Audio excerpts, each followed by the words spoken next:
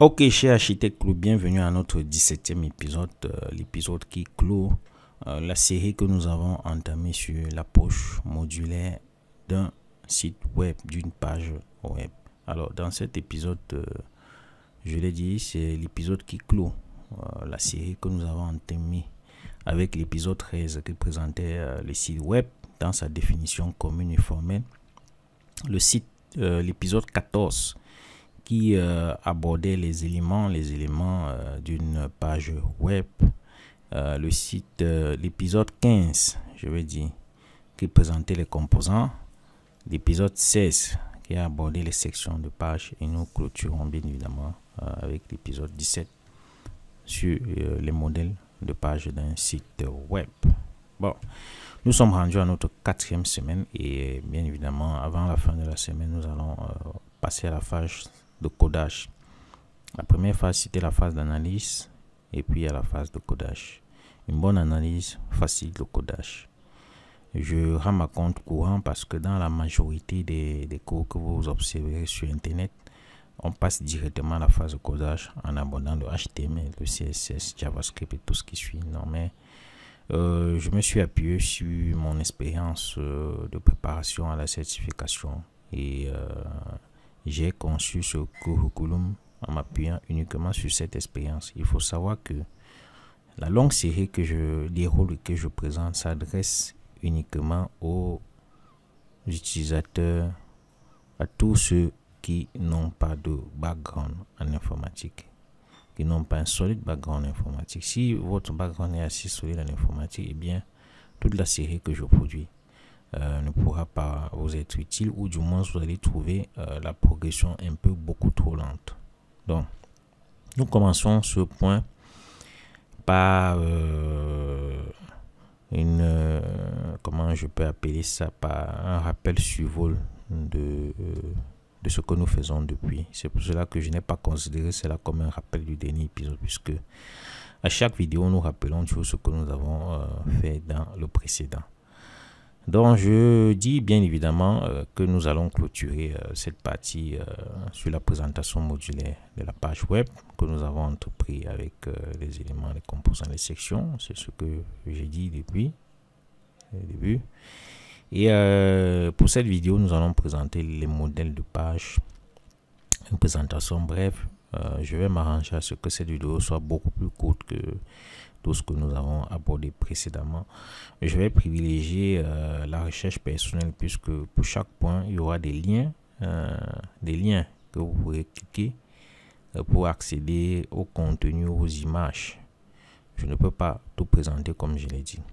Alors, il faut savoir que la présentation modulaire qui a animé toutes ces séries était inspirée par le livre de Brad Frost, Atomic Design. Et dans la vidéo précédente, j'avais dit que je devais m'attarder un peu sur ce livre. Et j'ai dit que ce livre est consultable gratuitement sur Internet. Donc, vous pouvez aller voir le livre. Alors, Brad Frost, dans ce livre gratuitement consultable, affirmait que la métaphore de la page avait fourni aux utilisateurs un langage familier avec lequel naviguer lorsque le web est né.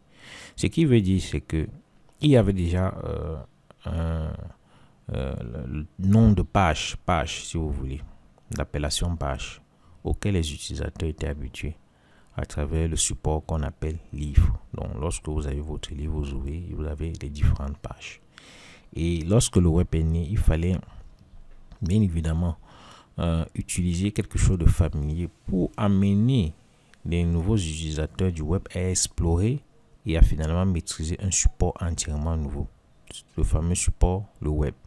Donc, on a pris le nom page dans un contexte différent mais familier et on l'a importé dans un nouveau support qui était le web pour que les utilisateurs s'y habituent et soient à l'aise.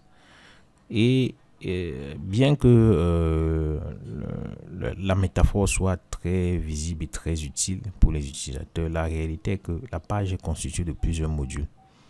Donc, en puisant dans le jargon de la chimie, Brad Frost a établi ce qu'il appelle les atomes, les molécules, les organismes, les templates et les pages. Donc, il a défini 5 strates de ce qu'on entend par page web. Comme atome, Vous voulez un exemple d'atome, il est illustré dans son livre.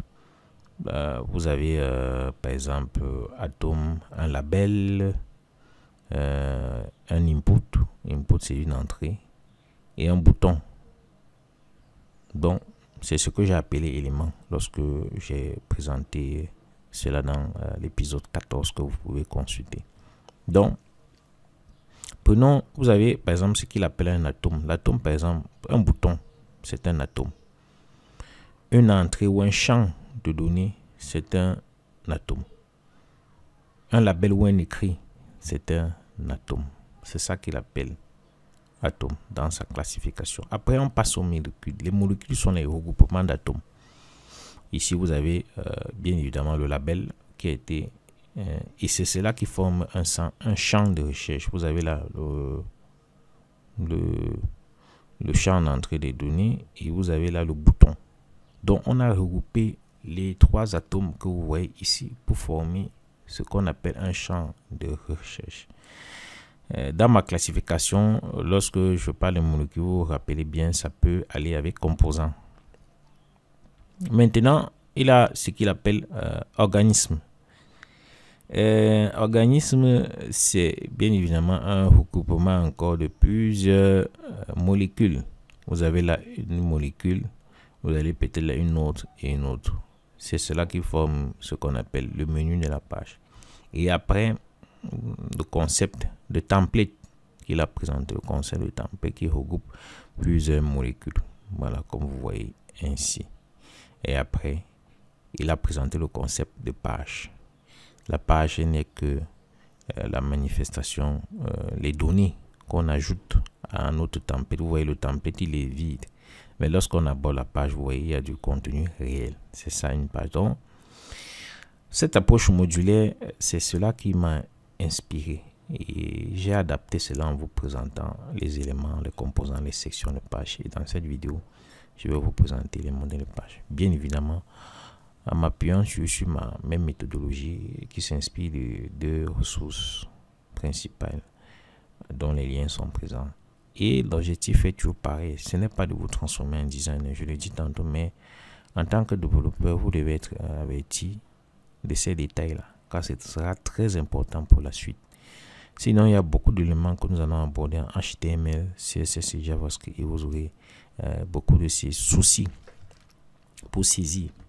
Voilà. Donc, lorsque je présente, je m'attarde sur ce point, ce n'est pas un hasard. Alors, nous allons, comme j'ai dit, rapidement survoler cette présentation des pages. Je l'ai dit d'entrée de jeu que cette vidéo sera beaucoup plus courte, je l'espère, parce que je vais à la description de cette vidéo mettre des liens que vous pouvez cliquer pour voir. Et l'approche d'exploration et d'observation, c'est celle-là qui est la meilleure.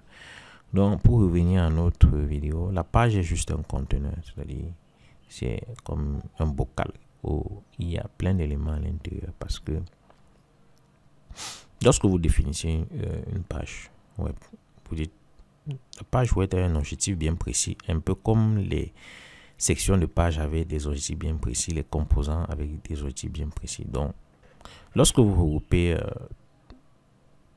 des pages qui forment un site web, chaque page à l'intérieur du site web a un objectif bien précis. Une page produit est là pour présenter votre produit. Une page de fonctionnalité est là pour présenter les fonctionnalités de votre produit. Une page qui sommes-nous, par exemple, comme on rencontre souvent, est là pour présenter votre entreprise, votre vision, votre mission. Et voilà. Donc, lorsqu'on définit une page, c'est un objectif bien précis, mais la page en réalité est juste un conteneur qui contient beaucoup d'autres éléments, principalement des sections. Prenons le cas, par exemple, d'une page, la page de prix, la pricing page. C'est un exemple que j'ai pris sur le site de TimeWin, qui a un modèle de page de prix. Vous pouvez cliquer et aller sur le site, vous verrez qu'il y a beaucoup d'autres modèles. Comme j'ai dit, mon objectif n'est pas de vous présenter tous les variations graphiques d'un modèle, mais de vous, de vous présenter le modèle si je dois me répéter. Donc, prenons l'exemple de cette page. Vous voyez bien, voici une page de prix. Il y a le prix, et ainsi de suite. C'est une longue page. Alors, quand je dis qu'une page est un contenu, si vous analysez bien cette page, vous verrez que cette page a bien une section prix. Vous vous rappelez bien, dans la vidéo précédente, lorsqu'on a présenté les différentes sections, vous voyez bien que ici, là, c'est la section prix. Lorsque vous évoluez, vous avez la section que je peux appeler preuve sociale. Vous avez les logos des différentes sociétés qui utilisent le produit. Après, lorsque vous évoluez, vous avez la section témoignage. Vous voyez bien, c'est le témoignage d'une chef d'entreprise, si je peux utiliser ce terme, d'une chef d'entreprise. Après, si vous évoluez, vous avez une section questions fréquemment posées. Nous avons abordé ces sections.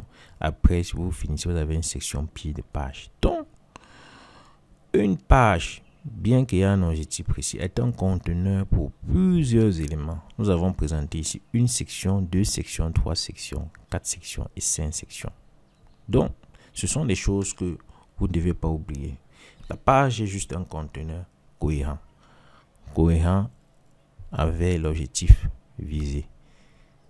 Dans la page de prix que nous avons présentée, nous avons vu qu'il y avait une section prix, une section preuve sociale, une section témoignage, une section questions fréquemment posées, une section bas de page ou footer. Ces sections ensemble visent à vous convaincre de valider l'offre ou le produit et de vous convaincre que le prix présenté est, je ne sais pas si je vais employer le terme juste, mais vous ne devez pas avoir de friction, de frein pour passer à l'acte d'achat. Donc, l'assemblage des sections dans une page doit être cohérent et viser un objectif bien précis. Si nous allons un peu plus loin, nous avons une autre page, ce qu'on appelle beaucoup plus les landing pages en anglais ou pages d'accueil. Vous verrez que c'est le même principe qui est respecté. Vous avez là une section héros d'entrée de jeu. Lorsque vous regardez une section héros, vous évoluez, vous avez une section preuve sociale avec les différents logos ici. Vous évoluez, vous avez une section feature, fonctionnalité. On présente les fonctionnalités du produit là. Et là, c'est une autre section feature aussi qui présente une autre variation de la section feature qui présente les fonctionnalités du produit. À la suite, vous avez une section newsletter, l'aide d'information pour permettre aux visiteurs de donner leur adresse web et être informés des mises à jour ou d'une prochaine sortie par exemple du produit ou d'une autre fonctionnalité de produit. On peut utiliser ces sections pour plusieurs objectifs. Je l'ai abordé dans la vidéo précédente. Après, vous avez une section témoignage qui est assez grande, comme vous voyez, avec beaucoup de témoignages, des photos et des adresses. Et enfin, vous avez une section pied de page. Donc, lorsque vous êtes devant un site web, une page web, sachez que c'est juste un conteneur pour plusieurs éléments, dont les éléments que j'ai présentés, les différentes sections. Donc, analyser une page dans ce sens. Bien évidemment, je pourrais lister d'autres modèles parce qu'il y en a plusieurs. J'espère que la page va s'ouvrir. Vous avez bien évidemment plusieurs modèles de pages. Je ne pourrais pas, compte tenu du format de la vidéo qui doit être court, présenter en détail chaque page avec les sections qui accompagnent les pages. C'est pour cela que j'ai dit en début de vidéo que je vais juste survoler ces points et mettre le lien de ce slide et le lien vers la note écrite de cette vidéo pour que vous puissiez aller vous-même faire cet exercice. Vous ouvrez par exemple, prenons l'exemple de la page, d'abord page, vous avez des pages à propos, vous avez des différentes propositions. Vous pouvez voir à partir de cela, par exemple à partir d'une page, quelles sont les sections qui ont été incluses dans cette page. Par exemple, pour cette page, vous avez une section contenu qui a été incluse. Ceci, c'est du contenu. Vous avez une section, oui, c'est une section contenu. Vous avez une section preuve sociale. Vous avez une section équipe. Vous avez une section bloc qui a été inclus. Et puis, voilà, vous avez le pied de page, un autre monnaie. Il faut savoir que chaque section, il peut avoir des variations graphiques. De la même manière, pour les pages, il peut avoir des variations graphiques. Voilà une autre variation de la page de présentation. Vous avez là, pour cette variation là, vous avez là bien évidemment le contenu, la preuve sociale, voilà la section statistique ici, et voilà, et le pied de page. Donc il est important pour vous, pour chaque modèle de page, d'aller regarder en cliquant sur le lien que je mets bien évidemment à disposition. Vous avez comme modèle de page, vous avez les pages de présentation que vous retrouvez souvent avec le thème à propos. Ça a d'autres dénominations, vous pouvez voir à propos, qui sommes-nous. Vous avez des pages d'erreur, vous avez des pages de blog, vous avez des pages de contact, vous avez des pages de présentation de l'équipe, vous avez des pages légales, voilà, où on présente bien évidemment les conditions générales d'utilisation ou d'autres. Vous avez les pages de connexion, les pages d'inscription. Donc il y a plusieurs modèles de pages. Et il faut savoir qu'en fonction du modèle de page, cela peut contenir plusieurs sections. Il y a des cas particuliers, par exemple, pour les sites e-commerce où vous pouvez retrouver des pages de présentation de la boutique, les pages produits. Par exemple, lorsque vous allez sur le site d'Amazon, vous voyez bien pour chaque produit a une page. Voilà, par exemple, l'exemple d'une page de produit que vous pouvez voir là. Ça, c'est l'exemple d'une page produit. Voilà, c'est ça une page produit. Voilà. Donc, voilà l'exemple d'une page produit. Il y a d'autres exemples, d'autres variations. Donc, en cliquant là-dessus, vous pouvez voir cela. Vous avez la présentation générale de la boutique, la page d'entrée. Vous pouvez voir, voilà, l'organisation par catégorie. Il faut savoir que en matière d'e-commerce, les sections sont souvent différentes. Donc, je vous invite à cliquer sur les liens que j'ai proposés et de voir comment les choses se présentent dans plusieurs variations. Et si possible, aller sur par exemple un site d'e-commerce comme Amazon, essayez de voir comment chaque page est structurée. Vous avez les pages de présentation de la boutique, les pages produits. Vous avez les pages parfois pour une catégorie de produits. Par exemple, un site d'e-commerce peut avoir plusieurs catégories. Ça, vous pouvez bien le voir sur un site comme Amazon. Pour chaque catégorie de produits, il y a une page bien précise. Vous avez les pages pour le panier d'achat, des shopping cart page, comme vous pouvez le voir. Ça, ce sont des modèles que vous pouvez vous inspirer. Vous avez des pages de paiement. Ça, ce sont des pages qui sont assez spécifiques au site d'e-commerce et que vous ne retrouvez pas ailleurs. Vous avez des pages de paiement que vous pouvez le voir là. Et vous avez des pages des détails de la commande. Si vous avez déjà acheté un produit Amazon, lorsque vous clôturez l'acte d'achat, vous voyez bien une page des détails de la commande qui liste tout ce que vous avez acheté, qui fait le récap, et vous avez une page d'historique des commandes qui liste votre historique lorsque vous vous connectez à la page. Vous avez déjà acheté ceci et ça précise telle période. Donc, ce sont des points que je présente et vous pouvez cliquer sur les liens à partir des liens de ce slide. Et je vais mettre dans la description de la vidéo le lien vers le slide. Vous pouvez cliquer pour voir tous les détails.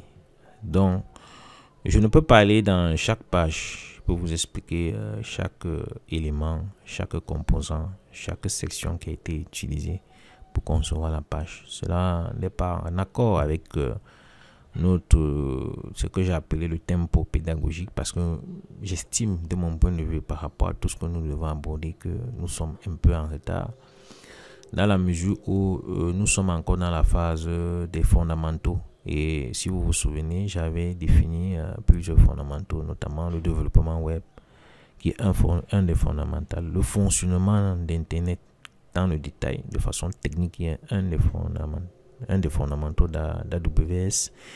Vous avez aussi les systèmes distribués. Je dois faire un cours là-dessus qui est aussi assez costaud. Et bien évidemment, le volet sécurité qui est aussi sérieux. Donc, lorsque je prends uniquement ces 4 volets, et voilà, rendu à la 4e semaine, je suis encore au premier volet. Bon, J'espère que les choses vont aller beaucoup plus vite pour la suite. Mais je ne peux pas aller dans les détails pour chaque page. Et je vous invite à aller dans le lien de description, cliquer sur le lien vers le slide et cliquer sur chaque lien et voir les différentes variations. Je vous invite aussi à vous exercer lorsque vous vous connectez sur un site internet, n'importe quel site. Développez votre intuition en observant une page et en sachant, lorsque vous observez les pages, savoir détecter sur telle page, quelles sont les sections de cette page. Pourquoi avoir pris cette section? Cette section vise quoi? Cette section vise quoi? Aiguillez votre esprit dans ce sens et je pense que vous serez des développeurs bien plus meilleurs que ceux qui se trouvent sur le marché. Donc, nous avons donc présenté, voilà, de mon point de vue, les différents modèles. Et lors de vos séances de navigation, vous pouvez retrouver l'un des modèles que j'ai présenté ici ou retrouver d'autres modèles. Comme j'ai dit, mon objectif, c'est de guider votre sens, l'observation. Et pour compléter cela, c'est-à-dire guider beaucoup plus votre sens de l'observation, nous allons passer à la pratique avec l'exemple que nous avons adopté pour notre projet pédagogique, qui est de reproduire notre projet pédagogique dans le volet développement web, qui est de reproduire intégralement l'exemple présent. Donc, je vais repasser tout ce que nous avons vu depuis le départ, à savoir les éléments, les composants, les sections de pages et les pages. Donc, je vais reprendre tout cela avec l'exemple ici pour illustrer notre exemple. Pour notre exemple, voilà les éléments qu'il y a, voilà les composants qu'il y a, voilà les sections de pages qu'il y a et voilà les pages qu'il y a. Donc, nous allons reprendre tout ce que nous avons vu ces 4 dernières vidéos et avec ce cas pratique. Ce que vous devez retenir de la vidéo actuelle, c'est que tout simplement, en 2 points, l'approche modulaire aide à dépasser la définition commune donnée de la page web. Et à cet effet, les pages web ne sont que des conteneurs pour les sections. Voilà. Donc, lorsque vous retrouvez devant une page web, demandez-vous juste où se trouvent les sections. Donc, je vais refermer cette deuxième vidéo de la semaine en vous donnant rendez-vous pour demain. Nous allons aborder bien évidemment l'analyse modulaire de façon pratique en présentant pour notre site web, notre site projet, quels sont les éléments de ce site, quels sont les composants, quelles sont les sections de page et quels sont les modèles de page. C'est ce que nous allons aborder demain. Alors, je vous donne rendez-vous demain pour la phase pratique très importante. La pratique est très importante. Même si nous avons abordé tout cela, venez demain consulter la vidéo sur la pratique de cette approche modulaire. Merci et à demain.